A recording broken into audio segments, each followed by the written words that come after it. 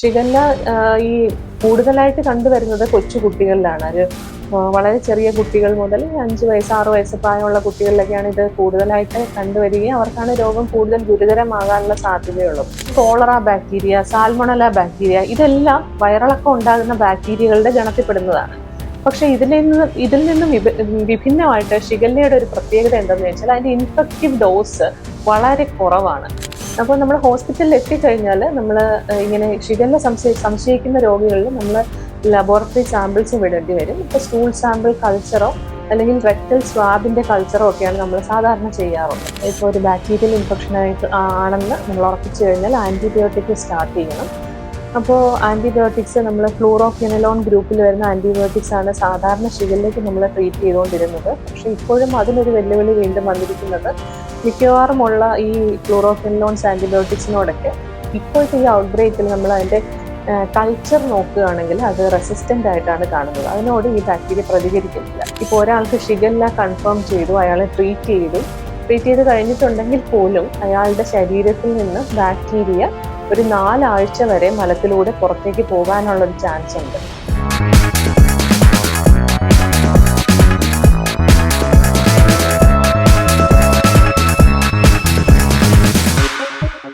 എല്ലാവർക്കും നമസ്കാരം.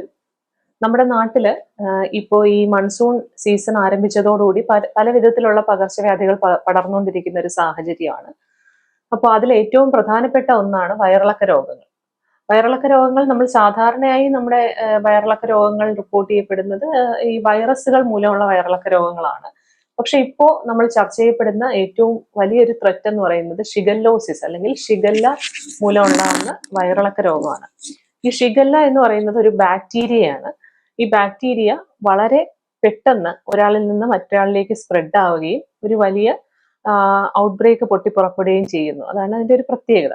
ഇപ്പം നമ്മുടെ നാട്ടില് നോക്കുകയാണെങ്കിൽ ഇപ്പോൾ പല ജില്ലകളിലും ഇപ്പം വയനാട്, കോഴിക്കോട്, എറണാകുളം, ആലപ്പുഴ, കൊല്ലം, തിരുവനന്തപുരം ജില്ലകളിലൊക്കെ ഇതിന്റെ കേസസ് കൂടിക്കൂടി വരികയും ഔട്ട് ബ്രേക്കിലേക്ക് പൊയ്ക്കൊണ്ടിരിക്കുകയാണ്. ഈ ജൂൺ മാസത്തിൽ മാത്രം ഏതാണ്ട് 40-ൽ പരം കൺഫേംഡ് കേസസ് ഷിഗല്ലയുടെ നമ്മൾ കൺഫേം ചെയ്ത് കഴിഞ്ഞു. ഈ വർഷത്തെ കണക്കെടുക്കുകയാണെങ്കിൽ തന്നെ ഏകദേശം 140-ൽ പരം നമ്മൾ സ്ഥിരീകരിച്ച ഷിഗല്ല കേസുകൾ 2026 ജൂൺ വരെ റിപ്പോർട്ട് ചെയ്യപ്പെട്ടിട്ടുണ്ട്. പക്ഷെ നമ്മൾ അറിയേണ്ടത് ഇതൊരു പുതിയ ഒരു ഡിസീസ് അല്ല. നേരത്തെയും ഷിഗല്ല കേസുകളും ഷിഗല്ല രോഗം നമ്മുടെ നാട്ടിൽ റിപ്പോർട്ട് ചെയ്യപ്പെട്ടിട്ടുള്ളതാണ്. കഴിഞ്ഞ വർഷം മൊത്തത്തിലുള്ള കണക്കെടുക്കുകയാണെങ്കിൽ ഏകദേശം 130ഓളം കേസുകൾ ഷിഗല്ല റിപ്പോർട്ട് ചെയ്തിട്ടുണ്ട്. ഇപ്പൊ എല്ലാ വർഷവും ഈ കേസുകളുണ്ട്. പക്ഷെ ഈ വർഷം നമുക്ക് അതിന്റെ ഒരു വലിയ ഔട്ട് ബ്രേക്ക് ഇപ്പൊ നടന്നുകൊണ്ടിരിക്കുകയാണ്. അപ്പോൾ എൻ്റെ ഒരു അനുമാനത്തിൽ എനിക്ക് തോന്നുന്നു നമ്പർ ഓഫ് കേസസ് ഇനിയും കുറച്ച് നാളും കൂടി കൂടിക്കൊണ്ടിരിക്കും. കാരണം ഇപ്പോഴും ഡയറിയൽ കേസസ് പല കാരണങ്ങൾ കൊണ്ടുള്ള വയറിളക്ക രോഗങ്ങൾ കൂടുന്നുണ്ട്. അപ്പോൾ അതിനകത്ത് നമ്മൾ ഷിഗല്ല സംശയിക്കുന്നവരെ നമ്മൾ ടെസ്റ്റ് ചെയ്യുകയും കൂടുതൽ ഡിറ്റക്ട് ചെയ്യുകയും ചെയ്യും. അതുപോലെ തന്നെ ഒരാളിൽ നിന്ന് മറ്റൊരാളിലേക്ക് വളരെ വേഗം വ്യാപിക്കുന്ന ഒരു അസുഖം കൂടിയാണിത്. അപ്പോൾ ആ ഒരു ഔട്ട് ബ്രേക്ക് കുറച്ച് നാളും കൂടി നിന്നിട്ട് നമ്മുടെ പ്രതിരോധ പ്രവർത്തനങ്ങൾ ശക്തമാകുന്നതോടുകൂടി അത് ഔട്ട് ബ്രേക്ക് അങ്ങ് നിൽക്കാനാണ് സാധ്യത. ഇനി എന്താണ് ഇത് ഒരു ബാക്ടീരിയ മൂലമുള്ള ഒരു രോഗമാണെന്ന് ഞാൻ പറഞ്ഞു. ഇതൊരു ഗ്രാം നെഗറ്റീവ് ഗണത്തിൽപ്പെടുന്ന ബാക്ടീരിയ ഉണ്ടാക്കുന്ന ഒരു അസുഖമാണ്. ഇതിന് 4 തരം ഷിഗല്ല സ്പീഷീസുകളാണ് നമ്മൾ ഐഡന്റിഫൈ ചെയ്തിട്ടുള്ളത്. അതിൽ ഏറ്റവും പ്രധാനപ്പെട്ട ഒന്നാണ് ഷിഗല്ല ഡിസെന്റേറിയ എന്ന് പറയുന്ന ഒരു സ്പീഷീസ്. ഈ ഷിഗല്ല ഡിസെന്റേറിയയാണ് ഷിഗ ടോക്സിൻ എന്ന് പറയുന്ന ടോക്സിൻ ഉൽപ്പാദിപ്പിക്കുകയും അത് വലിയ മാരകമായ രീതിയിലുള്ള കോംപ്ലിക്കേഷൻസിലേക്ക് പോവുകയും മാരകമായ വയറിളക്ക രോഗം ഉണ്ടാക്കി ആൾക്കാരുടെ മരണത്തിന് വരെ കാരണമാവുകയും ചെയ്യുന്ന ഒരു സ്പീഷീസ്. രണ്ടാമത്തെ സ്പീഷീസ് ആണ് ഷിഗല്ല ഫ്ലെക്സ്നറി എന്ന് പറയുന്ന സ്പീഷീസ്. ഷിഗല്ല ഫ്ലെക്സ്നറി ആണ് നമ്മുടെ വികസ്വര രാജ്യങ്ങളിൽ കൂടുതലായിട്ട് ഈ ഡിസീസ് ഉണ്ടാക്കുന്ന സ്പീഷീസ്. മൂന്നാമത്തെ സ്പീഷീസ് ഷിഗല്ല ബോയിഡി. നാലാമത്തേത് ഷിഗല്ല സോണി. ഈ ഷിഗല്ല സോണിയാണ് ഡെവലപ്ഡ് നേഷൻസിൽ കൂടുതലായിട്ട് ഈ ഡിസീസ് ഉണ്ടാക്കുന്നത്. നമ്മൾ കേരളത്തിന്റെ ഇപ്പോഴത്തെ ഒരു ഔട്ട് ബ്രേക്ക് നോക്കുകയാണെങ്കിൽ ഷിഗല്ല സോണിയാണ് നമ്മൾ കൂടുതലായിട്ട് ഐസൊലേറ്റ് ചെയ്തുകൊണ്ടിരിക്കുന്നത്. അപ്പൊ ഇത് 4 ഷിഗല്ലയുടെ ഡിഫറെന്റ് സ്പീഷീസസ്. ഇപ്പോൾ ഉള്ള ഔട്ട് ബ്രേക്ക് മിക്കതും ഷിഗല്ല സോണിയാണ് ഉണ്ടാക്കുന്നത്. ഇനി ബാക്ടീരിയയുടെ കുറച്ച് സവിശേഷതകളിലേക്ക് വരാം. അതായത് നമുക്കറിയാം കോളറ ബാക്ടീരിയ, സാൽമണല ബാക്ടീരിയ ഇതെല്ലാം വയറിളക്കം ഉണ്ടാകുന്ന ബാക്ടീരിയകളുടെ ഗണത്തിൽപ്പെടുന്നതാണ്. പക്ഷെ ഇതിൽ നിന്നും വിഭിന്നമായിട്ട് ഷിഗല്ലയുടെ ഒരു പ്രത്യേകത എന്താണെന്ന് വെച്ചാൽ അതിന്റെ ഇൻഫെക്റ്റീവ് ഡോസ് വളരെ കുറവാണ്. അതായത് 1,00,000 കോളറ ബാക്ടീരിയ ഒരാൾക്ക് ഇൻഫെക്ഷൻ ഉണ്ടാക്കാൻ വേണമെങ്കിൽ ഷിഗല്ലയുടെ കേസ് എടുക്കുകയാണെങ്കിൽ അതിന്റെ ഇൻഫെക്റ്റീവ് ഡോസ് 10 മുതൽ 100 ബാക്ടീരിയ മാത്രം മതി. അപ്പൊ ആ അത്രയും ചെറിയ എണ്ണം ബാക്ടീരിയകൾ കൊണ്ട് തന്നെ ഒരാളിൽ നിന്ന് മറ്റൊരാളിലേക്ക് ഈ രോഗം വ്യാപിക്കാം. അതുപോലെ മൈക്രോ കണ്ടാമിനേഷൻ ഓഫ് ഹാൻഡ്സ് എന്ന് പറയുന്നത്, അതായത് ഒരു കയ്യിൽ എങ്ങാനും നമ്മൾ ഹാൻഡ് വാഷിംഗ് പ്രോപ്പർ ആയിട്ട് ആ പേഷ്യന്റ് മെയിൻറ്റെയിൻ ചെയ്യുന്നില്ലെങ്കിൽ അതുവഴി ഈസിലി ട്രാൻസ്മിറ്റ് ചെയ്യാം. പിന്നെ വേറൊരു പ്രത്യേകത, ഗ്യാസ്ട്രിക്, അറിയാം നമ്മുടെ സ്റ്റൊമക്കില് ആസിഡ്സ് ഉണ്ട്. ഈ ഗ്യാസ്ട്രിക് അസിഡിറ്റിയും ഇത് റെസിസ്റ്റന്റ് ആണ്. അത് മറികടന്ന് കുടലിലേക്ക് ഈ ബാക്ടീരിയ എത്താനുള്ള ചാൻസും കൂടുതലാണ്. അങ്ങനെ ഒരുപാട് രീതിയിൽ ഇത് പ്രത്യേകതകൾ ഉള്ള ഒരു ബാക്ടീരിയ ആണ്. അപ്പൊ ഈ സവിശേഷതകൾ കൊണ്ട് തന്നെ ഇതിന്റെ ട്രാൻസ്മിഷൻ, ഒരാൾക്ക് ഡിസീസ് ഉണ്ടെങ്കിൽ മറ്റൊരാൾക്ക് കിട്ടാനുള്ള സാധ്യത വളരെ കൂടുതലാണ്. ഇനി ഇതിന്റെ മോഡ് ഓഫ് ട്രാൻസ്മിഷൻ, അല്ലെങ്കിൽ ഒരാളിൽ നിന്ന് ഈ രോഗം എങ്ങനെയാണ് മറ്റൊരാളിലേക്ക് വിവിധ രീതിയിൽ പകരുന്നതെന്ന് നമുക്ക് നോക്കാം. ഒന്നാമത്തെ മോഡ് എന്ന് പറയുന്നത് ക്ലോസ് കോണ്ടാക്ട് അല്ലെങ്കിൽ direct contact with the patient. അതായത് ഒരു ഷിഗല്ല രോഗിയുമായി സമ്പർക്കത്തിലുള്ള ആൾക്കാർക്ക് ഡയറക്റ്റ് ആയിട്ട് ഇത് ട്രാൻസ്മിറ്റ് ചെയ്യാം. അയാളുടെ ഹാൻഡ് വാഷിംഗ് പ്രോപ്പർ അല്ലെങ്കിൽ ഈ ബാക്ടീരിയ അയാളുടെ മലത്തിൽ നിന്ന് കയ്യിലേക്ക് വരികയും ഈ കൈയിലൂടെ മറ്റു വസ്തുക്കളിൽ പിടിക്കുകയും ആ വസ്തുക്കൾ മറ്റൊരാൾ ഹാൻഡിൽ ചെയ്യുമ്പോൾ അയാളിലേക്ക് രോഗാണു എത്തുകയും ചെയ്യും. അപ്പൊ കുട്ടികളുടെ കേസിലൊക്കെ ഇത് വളരെ ഇമ്പോർട്ടന്റ് ആണ്. അവര് ചിലപ്പോൾ ഹാൻഡ് വാഷിംഗ് ഒന്നും പ്രോപ്പർ ആയിട്ട്, ടോയ്ലറ്റിൽ പോയിട്ട് പ്രോപ്പർ ആയിട്ട് ഹാൻഡ് വാഷ് ചെയ്തില്ലെങ്കിൽ അവരൊരു ടോയ്സ് ഷെയർ ചെയ്യുമ്പോഴോ അല്ലെങ്കിൽ വേറെ എന്തെങ്കിലും മെറ്റീരിയൽസ് ഷെയർ ചെയ്യുമ്പോൾ വരെ മറ്റൊരാൾക്ക് ഈ രോഗാണു പകരാം. അതാണ് ഒരു രീതി. രണ്ടാമത്തെ ഒരു കാര്യം എന്ന് പറഞ്ഞാൽ ഫുഡ് വഴി, അതായത് കണ്ടാമിനേറ്റഡ് ആയ ഹാൻഡ്സ് വഴി ഫുഡ് നമ്മൾ ഹാൻഡിൽ ചെയ്യുകയും ആ ഫുഡ് മറ്റൊരാൾ കഴിക്കുകയും ചെയ്താൽ ഈ രോഗാണു അയാളുടെ ശരീരത്തിലേക്ക് എത്താം. പ്രത്യേകിച്ച് റോ ഫുഡ്സ് ഒക്കെ, അതായത് അധികം കുക്ക് ചെയ്യാത്ത രീതിയിലുള്ള ഫുഡ് നമ്മൾ കഴിക്കുകയാണെങ്കിൽ ഈ ബാക്ടീരിയ അവിടെ സർവൈവ് ചെയ്യുകയും അതിൽ നിന്ന് മറ്റൊരാളുടെ ശരീരത്തിനുള്ളിലേക്ക് ഈ രോഗം എത്തുകയും ചെയ്താണ് ഫുഡ് ബോൺ ആയിട്ടുള്ള ഒരു രീതി. മൂന്നാമത്തത് വാട്ടർ വഴി, അതായത് അൺസേഫ് ഡ്രിങ്കിങ് വാട്ടർ, ശുദ്ധമല്ലാത്ത കുടിവെള്ളം യൂസ് ചെയ്യുന്നത് വഴി ഇതിനകത്ത് ബാക്ടീരിയ ഉണ്ടെങ്കിൽ അത് നമ്മുടെ ശരീരത്തിലേക്ക് കയറാം. അതായത് ഇപ്പോൾ നമ്മുടെ ജലസ്രോതസ്സുകളിൽ ഇതിന്റെ സാന്നിധ്യം ഉണ്ടെന്നുണ്ടെങ്കിൽ ആ കുടിവെള്ളം നമ്മൾ യൂസ് ചെയ്താൽ അത് പ്രോപ്പറായിട്ട് തിളപ്പിക്കുകയോ അല്ലെങ്കിൽ മറ്റേതെങ്കിലും രീതിയിൽ അതിനെ ശുദ്ധീകരിക്കാതെ നമ്മൾ യൂസ് ചെയ്യുകയാണെങ്കിൽ ആ വെള്ളത്തിലൂടെ ബാക്ടീരിയ നമ്മുടെ ശരീരത്തിനുള്ളിലേക്ക് കടക്കാം. നാലാമത്തെ ഒരു മാർഗം ഈച്ചകൾ പോലെയുള്ള രോഗവാഹകർ വഴി നമ്മുടെ ഭക്ഷണത്തിലേക്ക്, അതായത് ഈ മലത്തിലേക്ക് പോയി ഇരുന്നിട്ടുള്ള ഈച്ച നമ്മുടെ ഭക്ഷ്യവസ്തുക്കളിൽ വന്നിരിക്കുകയും അവിടെ ഈ രോഗാണു എത്തുകയും ആ രോഗാണു ഭക്ഷണത്തിലൂടെ നമ്മുടെ ശരീരത്തിൽ എത്തുകയും ചെയ്യാം. ഇങ്ങനെ ഫീക്കോ ഓറൽ റൂട്ട് എന്ന് പറയും. ഇങ്ങനെ ഭക്ഷണത്തിലൂടെയും വെള്ളത്തിലൂടെയും ഈ ബാക്ടീരിയ നമ്മുടെ ശരീരത്തിൽ എത്തുകയാണ് സാധാരണ ചെയ്യുന്നത്. അപ്പൊ അതാണ് അതിന്റെ ഒരു മോഡ് ഓഫ് ട്രാൻസ്മിഷൻ. അപ്പം ഈ വയറിളക്ക രോഗം മൂലം നമ്മുടെ OP-യിലേക്കും അല്ലെങ്കിൽ ഹോസ്പിറ്റലിലേക്ക് എത്തുന്ന ആളുകളുടെ എണ്ണം വളരെ കൂടിക്കൊണ്ടിരിക്കുകയാണ്. അപ്പൊ ഈ ഷിഗല്ലയുടെ ലക്ഷണങ്ങൾ എന്തൊക്കെയാണെന്ന് ഞാനൊന്ന് ജസ്റ്റ് പറയാം. മറ്റേതൊരു വയറിളക്ക രോഗത്തിനെയും പോലെയും ലൂസ് സ്റ്റൂൾസ്, അല്ലെങ്കിൽ വെള്ളം പോലെ മലം ലൂസായി പോകുന്ന ഒരു കണ്ടീഷൻ ഇതിനുണ്ട്. അതിനോടൊപ്പം തന്നെ ബ്ലഡ് മിക്സ് ചെയ്തുള്ള സ്റ്റൂളാണ് പോകുന്നത്. ബ്ലഡ് മലത്തിലൂടെ മിക്സ് ചെയ്ത് പോകും. അതിനെ നമ്മൾ ഡിസെൻട്രി എന്നാണ് പറയുന്നത്. അതൊരു വളരെ ഇമ്പോർട്ടൻ്റ് ആയിട്ടുള്ള ഫീച്ചറാണ് ഷിഗല്ലയുടെ. അപ്പോൾ വയറിളക്കം ഉണ്ടാകും, അതിനോടൊപ്പം തന്നെ ശക്തമായ വയറുവേദന ഉണ്ടാകാം. വയറുവേദന പിന്നീട് ഉണ്ടാകുന്നത് പനി, ശക്തമായ പനി, തലവേദന, ഛർദി, മനം പുരട്ടൽ എന്നീ ലക്ഷണങ്ങൾ കാണാം. പിന്നെ നമ്മൾ പറയുന്ന ഒരു ലക്ഷണമാണ് ടെനിസ്മസ് എന്ന് പറയുന്ന ഒരു കണ്ടീഷൻ. അതായത് ഈ ആദ്യമൊക്കെ നിറയെ ലൂസ് ടൂൾസ് പോകുമെങ്കിലും കുറച്ച് കഴിഞ്ഞിട്ട് പിന്നെ നമുക്ക് ഫ്രീക്വന്റ് ആയിട്ട് നമുക്ക് ടോയ്ലറ്റിൽ പോകണമെന്ന് തോന്നും, പക്ഷെ മലം പോകത്തില്ല. അവിടെ ഒരു പെയിൻഫുൾ ആയിട്ടുള്ള ഒരു അർജ് നമുക്ക് തോന്നും. അതാണ് ടെനിസ്മസ് എന്ന് പറയുന്ന കണ്ടീഷൻ. അതും ഈ രോഗത്തിനോട് നമ്മൾ അതിന്റെ ഒരു സിംറ്റം ആയിട്ട് പറയാറുണ്ട്. അപ്പൊ ഇതൊക്കെയാണ് ജനറലി ഷിഗല്ലയിൽ കണ്ടുവരുന്ന ലക്ഷണങ്ങൾ. അപ്പൊ ഇങ്ങനെ ഉള്ള ലക്ഷണങ്ങൾ അല്ലെങ്കിൽ വയറിളക്ക രോഗങ്ങളുടെ ലക്ഷണങ്ങൾ നമുക്ക് ഉണ്ടായാൽ ദയവേത് ആരും അത് സ്വയം ചികിത്സിക്കാൻ ഇപ്പോൾ നിൽക്കരുത്. കാരണം അത് ഒരു ഹോസ്പിറ്റലിൽ ചെല്ലുകയും അത് ഡോക്ടറെ കണ്ട് ഗുരുതരമല്ലാത്ത ഷിഗല്ല പോലെയുള്ള അസുഖങ്ങളിലേക്ക് അത് വിരൽ ചൂണ്ടുന്നുണ്ടോ എന്നുള്ളത് നമുക്ക് ഡിറ്റക്ട് ചെയ്യുകയും വേണം. അതുകൊണ്ട് ഹോസ്പിറ്റലിൽ തന്നെ ചെന്ന് ട്രീറ്റ്മെന്റ് എടുക്കേണ്ട ഒരു ആവശ്യകതയും ഇപ്പോൾ ഉണ്ട്. അപ്പോൾ നമ്മൾ ഹോസ്പിറ്റലിൽ എത്തിക്കഴിഞ്ഞാൽ നമ്മൾ ഇങ്ങനെ ഷിഗല്ല സംശയിക്കുന്ന രോഗികളിൽ നമ്മൾ ലബോറട്ടറി സാമ്പിൾസ് വിടേണ്ടി വരും. ഇപ്പൊ സ്റ്റൂൾ സാമ്പിൾ കൾച്ചറോ അല്ലെങ്കിൽ റെക്ടൽ സ്വാബിന്റെ കൾച്ചറോ ഒക്കെയാണ് നമ്മൾ സാധാരണ ചെയ്യാറുള്ളത്. അതാണ് അതിന്റെ ലാബ് ടെസ്റ്റുകൾ എന്ന് പറയുന്നത്. ഇനി ഇതിന്റെ ട്രീറ്റ്മെന്റ് എന്ന് പറയുന്നത് നമ്മൾ ഇപ്പോൾ ഒരു ബാക്ടീരിയൽ ഇൻഫെക്ഷൻ ആയിട്ട് ആണെന്ന് നമ്മൾ ഉറപ്പിച്ചു കഴിഞ്ഞാൽ ആന്റിബയോട്ടിക് സ്റ്റാർട്ട് ചെയ്യണം.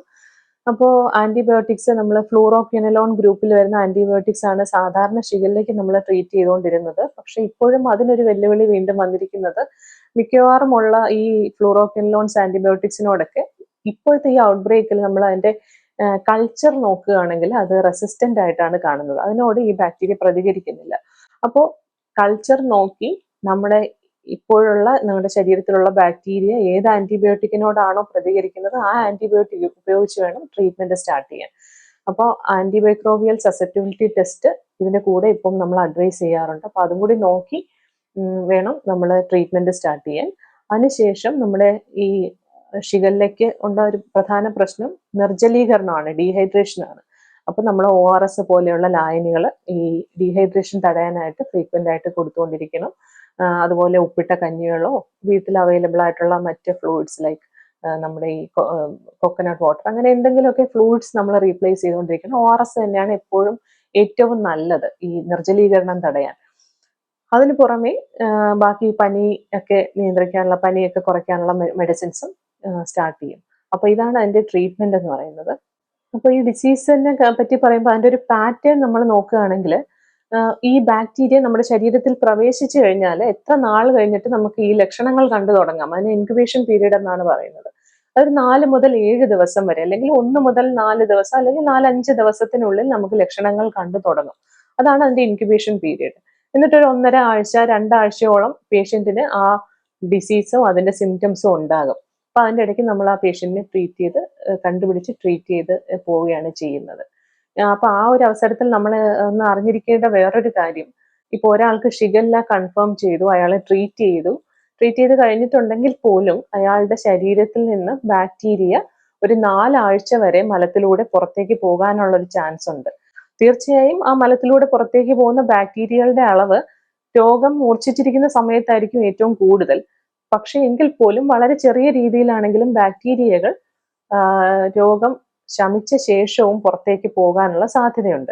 അപ്പൊ അതിന്റെ പ്രധാനപ്പെട്ട നമ്മൾ ഒരു ശ്രദ്ധിക്കേണ്ട ഒരു കാര്യം, ഒരു വീട്ടിലെ ഫുഡ് കുക്ക് ചെയ്യുന്ന ഒരാൾ, അത് അല്ലെങ്കിൽ ഒരു വീട്ടിലെ അമ്മമാർക്ക് ഈ അസുഖം അല്ലെങ്കിൽ ഏതെങ്കിലും വയറിളക്ക രോഗം വന്നിട്ടുണ്ടെങ്കിൽ ഇതിന്റെ ലക്ഷണങ്ങൾ അവസാനിച്ച ശേഷവും അവർ ചിലപ്പോൾ മറ്റുള്ളവരിലേക്ക് ട്രാൻസ്മിറ്റ് ചെയ്യാം. അതുകൊണ്ട് തന്നെ പ്രോപ്പർ ആയിട്ട് എപ്പോഴും ഹാൻഡ് വാഷിംഗ് പ്രാക്ടീസസ് നമ്മൾ അവരോട് അഡ്വൈസ് ചെയ്തുകൊണ്ടിരിക്കണം. ഫുഡ് കുക്ക് ചെയ്യുന്നതിന് മുമ്പും ടോയ്ലറ്റിൽ പോയി വന്നതിന് ശേഷവും ഒക്കെ ഹാൻഡ് വാഷിംഗ് എപ്പോഴും ചെയ്തിരിക്കണം എന്നുള്ള ഒരു മെസ്സേജ് എല്ലാവരും അറിഞ്ഞിരിക്കേണ്ട ഒരു കാര്യമാണ്. അപ്പോൾ ഇപ്പോഴത്തെ കോണ്ടെക്സ്റ്റിൽ ഏറ്റവും പ്രധാനമായിട്ട് നമ്മൾ ശ്രദ്ധിക്കേണ്ട കാര്യം, ഇതിനെങ്ങനെ പ്രതിരോധിക്കാം, അല്ലെങ്കിൽ ഇത് നമുക്ക് കിട്ടാതിരിക്കാൻ നമ്മളാൽ എന്തൊക്കെ ചെയ്യാൻ കഴിയും എന്നുള്ള കാര്യം നമ്മളെല്ലാവരും അറിഞ്ഞിരിക്കണം. അതിൽ ഒന്നാമത്തെ ഏറ്റവും ഇമ്പോർട്ടൻ്റ് ആയിട്ടുള്ള കാര്യമാണ് പ്രോപ്പർ ആയിട്ടുള്ള hand hygiene, hand washing practices നമ്മുടെ സ്വഭാവത്തിന്റെ തന്നെ ഭാഗമാക്കുക എന്നുള്ളത്. അപ്പോൾ ഈ രോഗാണു വളരെ ചെറിയ അളവിൽ നമ്മുടെ ശരീരത്തിൽ എത്തിയാൽ പോലും രോഗം ഉണ്ടാകാം, അത് മനസ്സിൽ വേണം. അതുകൊണ്ട് തന്നെ ഇത് ഒഴിവാക്കാനുള്ള ഏറ്റവും നല്ല മാർഗം എപ്പോഴും കൈ കഴുകുക എന്നുള്ളതാണ്.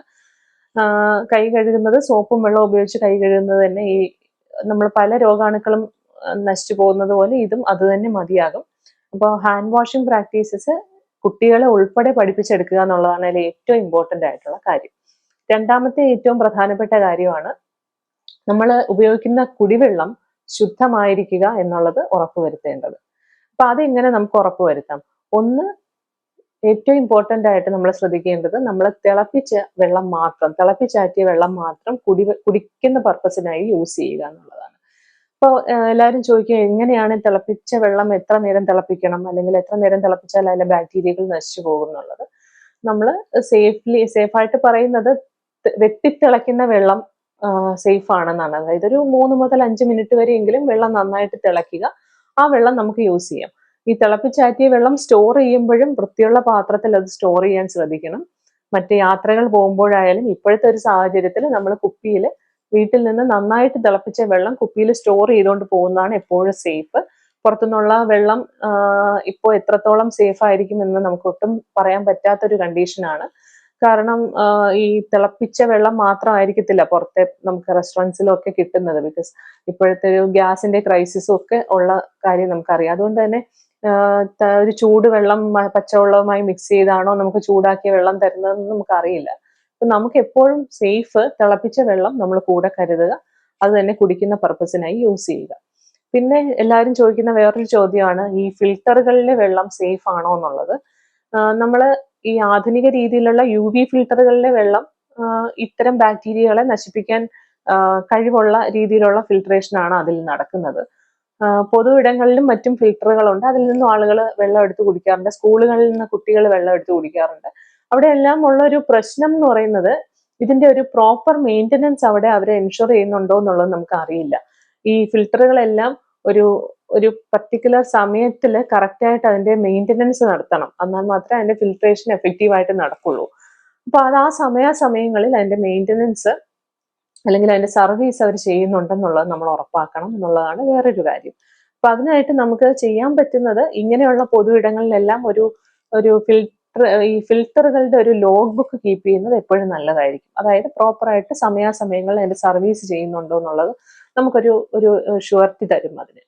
അപ്പൊ അതാണ് ഫിൽട്ടറുകളിലെ വെള്ളം നമ്മൾ യൂസ് ചെയ്യുന്ന കാര്യം. പിന്നെ മൂന്നാമത്തെ കാര്യമാണ് നമ്മുടെ കുടിവെള്ള സ്രോതസ്സുകൾ ശുദ്ധീകരിക്കുക എന്നുള്ളത്. ഇപ്പൊ ഗ്രാമപ്രദേശങ്ങളിലൊക്കെ എടുത്തു നോക്കുകയാണെങ്കിൽ കിണർ വെള്ളത്തിലാണ് അവര് പൂർണ്ണമായിട്ടും കുടിവെള്ളത്തിനെ ആശ്രയിക്കുന്നത്. ഇപ്പൊ കിണറുകളുടെ ശുദ്ധീകരണം എങ്ങനെ നടത്താം? നമുക്കറിയാം മഴക്കാലത്ത് വാട്ടർ ടേബിൾ കുറച്ച് ഉയർന്നിരിക്കും. അപ്പോൾ ഈ മിക്കവാറും ഈ കിണർ വെള്ളം പോലും മലിനപ്പെടാനുള്ള ചാൻസ് വളരെ കൂടുതലാണ്.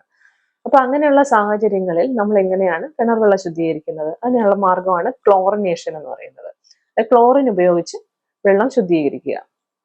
ക്ലോറിൻ ഉപയോഗിച്ച് എങ്ങനെയാണ് കിണർ വെള്ളം ശുദ്ധീകരിക്കുന്നത്? അതിനാണ് നമ്മൾ ബ്ലീച്ചിങ് പൗഡർ ഉപയോഗിച്ച് കിണർ വെള്ളം ശുദ്ധീകരിക്കണം എന്ന് പറയുന്നത്. ബ്ലീച്ചിങ് പൗഡറിനകത്ത് 33% ക്ലോറിൻ അടങ്ങിയിട്ടുണ്ട്. അപ്പൊ ആ ബ്ലീച്ചിങ് പൗഡർ ഉപയോഗിച്ച് കിണർ വെള്ളം ശുദ്ധീകരിക്കണം. അത് എങ്ങനെ ചെയ്യാമെന്ന് വെച്ച് കഴിഞ്ഞാൽ നമ്മൾ ഒരു ബക്കറ്റിൽ കുറച്ച് വെള്ളം എടുക്കുക, ബ്ലീച്ചിങ് പൗഡർ ഒരു പേസ്റ്റ് രൂപത്തിലാക്കിയിട്ട് ഈ ബക്കറ്റിലെ വെള്ളത്തിൽ നന്നായിട്ട് മിക്സ് ചെയ്യുക. കുറച്ചു നേരം ഈ മിക്സ് ചെയ്ത സൊല്യൂഷൻ അവിടെ വയ്ക്കുമ്പോൾ അതിന്റെ കട്ട അടിയിൽ സെറ്റിലാവുകയും മുകളിലെ വെള്ളം തെളിഞ്ഞു വരികയും ചെയ്യും. ഈ തെളിവെള്ളം മറ്റൊരു ബക്കറ്റിലാക്കിയിട്ട് നമുക്ക് കിണർ വെള്ളത്തിലേക്ക് ഇറക്കി നന്നായിട്ട് മിക്സ് ചെയ്താൽ കിണർ വെള്ളം ക്ലോറിനേറ്റഡ് ആകും. ഇനി ഇതിന്റെ അളവ് എങ്ങനെയാണ്? ഈ ബ്ലീച്ചിങ് പൗഡർ എത്ര വേണം എന്ന് എങ്ങനെയാണ് നിശ്ചയിക്കുന്നത്? അതിനാണ് നമ്മൾ പറയുന്നത്, ഒരു ഏകദേശ കണക്ക് പറയുകയാണെങ്കിൽ 1000 ലിറ്റർ വെള്ളത്തിന് 2.5 ഗ്രാം ക്ലോറിനാണ് സാധാരണ ക്ലോറിനേഷന് വേണ്ടി നമുക്ക് പറയാൻ പറ്റുന്ന ഒരു കണക്ക്. അല്ലെങ്കിൽ ഒരു തൊടി വെള്ളത്തിന് ഒരു ചെറിയ തീപ്പെട്ടിക്കൂടിൽ കൊള്ളുന്ന അത്രയും ബ്ലീച്ചിങ് പൗഡർ. അപ്പോൾ ഈ ഔട്ട് ബ്രേക്സ് നടന്നുകൊണ്ടിരിക്കുന്ന സാഹചര്യങ്ങളിൽ അല്ലെങ്കിൽ റിസ്ക് കൂടുതലുള്ള സാഹചര്യങ്ങളിൽ നമ്മൾ പറയുന്നത് സൂപ്പർ ക്ലോറിനേഷൻ എന്ന് പറയുന്ന പരിപാടിയാണ്. അതായത് ഈ 2.5 ഗ്രാമിന് പകരം 5 ഗ്രാം ബ്ലീച്ചിങ് പൗഡർ ഉപയോഗിച്ച് നമ്മൾ 1000 ലിറ്റർ വെള്ളത്തിന് എന്നുള്ള കണക്കിൽ കുറച്ചുകൂടി ഫ്രീക്വന്റ് ആയിട്ട് നമ്മൾ ക്ലോറിനേറ്റ് ചെയ്യണം. അതിനെയാണ് സൂപ്പർ ക്ലോറിനേഷൻ എന്ന് പറയുന്നത്. ഇനി നമ്മുടെ തൊട്ടടുത്തുള്ള സ്ഥലങ്ങളിൽ അല്ലെങ്കിൽ നമ്മുടെ നൈബർഹുഡിൽ ഒക്കെ ഈ ഡിസീസ് പ്രസന്റ് ആണ്, അല്ലെങ്കിൽ നമ്മൾ ആ ക്ലസ്റ്ററിന്റെ ഭാഗമാണ് എന്നുണ്ടെങ്കിൽ ഡെയിലി സൂപ്പർ ക്ലോറിനേഷൻ ആണ് നമ്മൾ പറയുന്നത്. അപ്പൊ അങ്ങനെ ബ്ലീച്ചിങ് പൗഡർ ഉപയോഗിച്ച് കിണർ വെള്ളം ശുദ്ധീകരിക്കുക എന്നുള്ളതാണ് വേറൊരു മാർഗം. അപ്പോൾ അതിനായിട്ട് നമ്മുടെ ആശാ വർക്കേഴ്സ് ഉൾപ്പെടെയുള്ള ആൾക്കാരെല്ലാം ഇതിൽ ട്രെയിൻഡ് ആണ്. അപ്പോൾ നിങ്ങളായിട്ട് തന്നെ അല്ലെങ്കിൽ പൊതുജനങ്ങൾ തന്നെ ഇതിനൊരു അവബോധം ഉണ്ടാകുകയും അവർ തന്നെ ഇത് ചെയ്യാൻ മുൻകൈ എടുക്കുകയും ചെയ്യുക എന്നുള്ളതാണ് ഈ ശുദ്ധജലം കൺസ്യൂം ചെയ്യുന്നതുമായിട്ട് ബന്ധപ്പെട്ട് പറയാനുള്ളത്. ഇനി മൂന്നാമത്തെ കാര്യം നമ്മൾ ശ്രദ്ധിക്കേണ്ടത്, നമ്മുടെ കഴിക്കുന്ന ആഹാരത്തിലൂടെ ഇങ്ങനെയുള്ള അസുഖങ്ങൾ നമുക്ക് കിട്ടുന്നില്ല എന്ന് ഉറപ്പുവരുത്തുക എന്നുള്ളതാണ്. അപ്പൊ അതില് നമ്മൾ ശ്രദ്ധിക്കേണ്ടത്, ഈ ഒരുപാട് ആൾക്കാരുണ്ട് റോ ഫുഡ്സ് കഴിക്കുന്ന, സാലഡ്സ് ഉൾപ്പെടെയുള്ള റോ ഫുഡ്സ് കഴിക്കുന്നവര്. അപ്പോൾ ഈ വീട്ടിലാണെങ്കിലും നമ്മൾ കുക്ക് ചെയ്യുമ്പോൾ ഏറ്റവും ഇമ്പോർട്ടൻ്റ് ആയിട്ട് ശ്രദ്ധിക്കേണ്ട കാര്യമാണ് ഈ റോ ഫുഡും കുക്ക്ഡ് ഫുഡും തമ്മിൽ ഒരിക്കലും മിക്സ് ആകാൻ പാടില്ല. നമ്മൾ ഈ ഇളക്കുന്ന സ്പൂണുകൾ പോലും ഡിഫറെൻ്റ് ആയിട്ടിരിക്കുന്നതാണ് എപ്പോഴും നല്ലത്. പിന്നെ റോ ഫുഡ് കൈകാര്യം ചെയ്യുമ്പോൾ എപ്പോഴും പച്ചക്കറികളായാലും പഴവർഗ്ഗങ്ങളായാലും നന്നായിട്ട് വാഷ് ചെയ്തിട്ട് മാത്രമേ അത് യൂസ് ചെയ്യാവൂ. അതിൽ ഉപയോഗിക്കുന്ന വെള്ളം ഉൾപ്പെടെയുള്ള വസ്തുക്കൾ ക്ലീൻ ആണ്, ക്ലിയർ ആണ്, സേഫ് ആണ് എന്നുള്ളത് നമ്മൾ ഉറപ്പുവരുത്തിയ ശേഷം മാത്രം അങ്ങനെയുള്ള ഫുഡ്സ് കഴിക്കുക. പ്രത്യേകിച്ചും പുറത്തുനിന്നൊക്കെ ഉള്ള ഫുഡ് വാങ്ങുകയാണെങ്കിൽ നമുക്ക് ഈ റോ ഫുഡിന്റെ സേഫ്റ്റി എത്രത്തോളം എന്നൊന്നും പറയാൻ പറ്റത്തില്ല. അതുകൊണ്ട് വെൽ കുക്ക്ഡ് ആയിട്ടുള്ള ഫുഡാണ് ഇങ്ങനെയുള്ള ഔട്ട് ബ്രേക്സ് നടന്നുകൊണ്ടിരിക്കുമ്പോൾ ഏറ്റവും നല്ലത്, ഏറ്റവും സേഫ് അതാണ്. പിന്നെ ഈ ഫ്ലൈസ് ഒന്നും വന്നിരിക്കാതെ ഫുഡെല്ലാം അടച്ചു വെച്ച് സൂക്ഷിക്കുക, സേഫ് ആയിട്ട് കുക്ക് ചെയ്യുക. അത് തന്നെയാണ് ആഹാരത്തിന്റെ കാര്യത്തിൽ പറയാനുള്ളത്. നാലാമത്തെ കാര്യം എന്ന് പറയുന്നത് നമ്മുടെ സാനിറ്റേഷൻ പ്രാക്ടീസസ്, അതായത് നമുക്കിപ്പോൾ ഓപ്പൺ ഡെഫിക്കേഷൻ പ്രാക്ടീസസ് ഒന്നും കേരളത്തിലൊന്നും ഇല്ല. പിന്നെ അതിന്റെ കൂട്ടത്തിൽ പറയേണ്ട വേറൊരു കാര്യമാണ് ഈ കുട്ടികളുടെ ഡയപ്പറിന്റെ ഡിസ്പോസൽ. അപ്പൊ അതിനകത്ത് ഈ കുട്ടികളിലാണല്ലോ ഈ ഡയറിയൽ ഡിസീസസ് കൂടുതലായിട്ട് കാണുന്നത്. അപ്പോൾ അവരുടെ മലം പറ്റിയ ഡയപ്പേഴ്സ് അലക്ഷ്യമായി വലിച്ചെറിയാതെ അത് പ്രോപ്പറായിട്ട് ക്ലീൻ ആയിട്ട് അത് മടക്കി അത് വേണ്ട പോലെ ഡിസ്പോസ് ചെയ്യാനുള്ള ഒരു മെസ്സേജ് നമ്മൾ പൊതുജനങ്ങൾക്ക് കൊടുക്കണം. ഇല്ലെന്നുണ്ടെങ്കിൽ ഇത് വഴി തന്നെ നമ്മുടെ വാട്ടർ സോഴ്സസ് കണ്ടാമിനേറ്റഡ് ആയി വലിയൊരു ഔട്ട് ബ്രേക്ക് ഉണ്ടാകാനുള്ള സാഹചര്യം അതുമൂലം തന്നെ ഉണ്ടാകാം. അപ്പോൾ അതാണ് നാലാമത്തെ കാര്യം. പിന്നെ ഒരെണ്ണം എന്ന് പറയുന്നത് നമ്മൾ ബാക്കിയുള്ളവർക്ക് അവബോധം കൊടുക്കുക, അതായത് ഹാൻഡ് വാഷിങ്ങിനെ കുറിച്ചും സേഫ് വാട്ടറിനെ കുറിച്ചുള്ള അവബോധം പൊതുജനങ്ങളിലേക്ക് എത്തിക്കുക. അപ്പൊ ഇത്തരം കാര്യങ്ങളിലൂടെയാണ് നമുക്ക് ഇത്തരം ഡയറിയൽ ഡിസീസസിന്റെ പ്രിവെൻഷൻ സാധ്യമാകുന്നത്. ഷിഗല്ല ഈ കൂടുതലായിട്ട് കണ്ടുവരുന്നത് കൊച്ചു കുട്ടികളിലാണ്. ഒരു വളരെ ചെറിയ കുട്ടികൾ മുതൽ 5 വയസ്സ് 6 വയസ്സ് പ്രായമുള്ള കുട്ടികളിലൊക്കെയാണ് ഇത് കൂടുതലായിട്ട് കണ്ടുവരികയും അവർക്കാണ് രോഗം കൂടുതൽ ഗുരുതരമാകാനുള്ള സാധ്യതയുള്ളത്. ഇപ്പോഴുള്ള ഔട്ട് ബ്രേക്കിൽ തന്നെ മരണം സംഭവിച്ചത് ഒരു കുട്ടിക്കാണ്. പക്ഷെ മുതിർന്നവരിലും ഈ രോഗം കാണാം. മുതിർന്നവരിൽ ചിലപ്പം സെൽഫ് ലിമിറ്റിംഗ് ഡിസീസ് ആയിട്ട് വരെ ഇതങ്ങ് പോകാനും സാധ്യതയുണ്ട്. പക്ഷെ ഇതിന് ഈ ഷിഗല്ലയുടെ ഒരു പ്രത്യേകത, ഇത് കോംപ്ലിക്കേഷൻസ് ഉണ്ടാകാൻ സാധ്യതയുള്ള ഒരു അസുഖമാണ്. പ്രധാനമായിട്ടും ഷിഗല്ല ഡിസെന്ററിയെ വരുന്ന രോഗങ്ങൾക്കാണ് കോംപ്ലിക്കേഷൻ കൂടുതൽ. ഈ നമ്മൾ പറയും ഹീമോളിറ്റിക് യുറീമിക് സിൻഡ്രോം എന്നൊക്കെ പറയുന്ന കോംപ്ലിക്കേഷൻസ് എല്ലാം ഷിഗല്ല ഡിസെന്ററി വഴി വരുന്ന ഷിഗല്ലയ്ക്ക് ഡിസീസിനാണ്. പക്ഷേ ഈ ഡീഹൈഡ്രേഷനും അതുമൂലം ഉണ്ടാകുന്ന കോംപ്ലിക്കേഷൻസും ആണ് ഇപ്പോൾ കൂടുതലായിട്ടുള്ളത്. നമ്മുടെ ഇലക്ട്രോലൈറ്റ് ഇംബാലൻസ്, ഡീഹൈഡ്രേഷൻ, അതുപോലെ കുടലിനെയാണ് ഈ രോഗാണു ബാധിക്കുന്നത്. അപ്പോൾ കോളൈറ്റിസ്, കുടലിൽ ഉണ്ടാകുന്ന അൾസേഴ്സ്, പെർഫറേഷൻ, അങ്ങനെയുള്ള കോംപ്ലിക്കേഷൻസ് ഉണ്ടാകാം. പിന്നെ നല്ല സിവിയർ കേസസിൽ ബ്രെയിനിനെ അഫക്റ്റ് ചെയ്ത് സെറിബ്രൽ എഡിമ വരാം. ഇല്ലാന്നുണ്ടെങ്കിൽ ഈ ബാക്ടീരിയ രക്തത്തിലേക്ക് മാറി സെപ്റ്റിസീമിയ വരാം. അങ്ങനെയുള്ള കോംപ്ലിക്കേഷൻസും കണ്ടുവരാറുണ്ട്. പക്ഷെ ആദ്യമേ നമ്മൾ ഇനിഷ്യലി ഡിറ്റക്ട് ചെയ്ത് എഫക്റ്റീവ് ആയിട്ടുള്ള ആന്റിബയോട്ടിക് ഉപയോഗിച്ച് ട്രീറ്റ് ചെയ്ത് കഴിഞ്ഞാൽ നമുക്ക് പേഷ്യന്റിനെ കോംപ്ലിക്കേഷൻസിലേക്ക് പോകാതെ രക്ഷിക്കാൻ സാധിക്കും. ഇപ്പൊ നമ്മളിപ്പോ ചർച്ച ചെയ്തത് ഷിഗല്ലയെ പറ്റി മാത്രമാണ്. ഈ മഴക്കാലത്ത് ഒരുപാട് മഴക്കാല രോഗങ്ങളുണ്ട്. അതിനകത്ത് ഒരെണ്ണം മാത്രമാണ് വയറിളക്ക രോഗങ്ങൾ. പക്ഷെ ഇപ്പോൾ ഈ ഷിഗല്ലയുടെ ഒരു ഔട്ട് ബ്രേക്ക് ഉണ്ടാകുന്നതുകൊണ്ട് മാത്രമാണ് ഷിഗല്ലയെ പറ്റി കുറച്ച് കാര്യങ്ങൾ സംസാരിച്ചത്.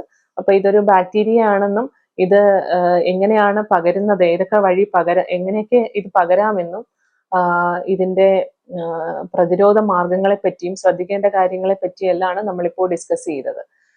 അപ്പം എല്ലാവരും ശ്രദ്ധിക്കേണ്ട 4 പ്രധാനപ്പെട്ട കാര്യങ്ങൾ: നമ്മുടെ കുടിവെള്ളം എപ്പോഴും സേഫ് ആയിരിക്കണം, നമ്മുടെ ഹാൻഡ് വാഷിംഗ് പ്രാക്ടീസസ് കറക്റ്റ് ആയിട്ട് ചെയ്യുക, വയറിളക്ക ലക്ഷണങ്ങൾ ഉണ്ടെങ്കിൽ ഉടനെ തന്നെ ഡോക്ടറെ കണ്ട് ചികിത്സ തേടുക, പിന്നെ അതായത് സാനിറ്റേഷൻ പ്രാക്ടീസസ് നമ്മുടെ ജീവിതത്തിന്റെ തന്നെ ഭാഗമാക്കുക. ഇത്രയും കാര്യങ്ങളാണ് നമ്മൾ ശ്രദ്ധിക്കാനുള്ളത്.